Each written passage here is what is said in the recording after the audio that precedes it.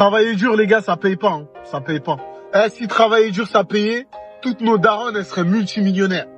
Ce qui paye réellement, c'est travailler intelligemment. L'effort et la fatigue ne sont pas des causes pour la création de richesse. Travail dur, c'est quelqu'un qui est orienté vers l'effort.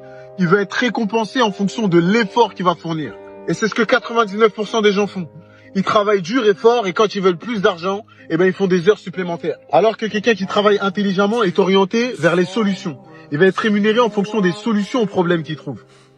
À l'époque où je travaillais encore à la SNCF, j'avais une collègue à moi qui voulait à tout prix une augmentation.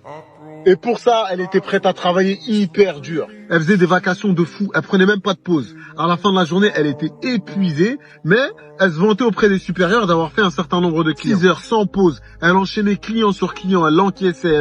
Alors que moi, quand c'était mon tour, c'était le dernier de mes soucis de faire beaucoup de clients. Donc ce que je faisais, c'est qu'avant de prendre mon poste, j'allais voir tous les automates de vente s'ils fonctionnaient ou pas.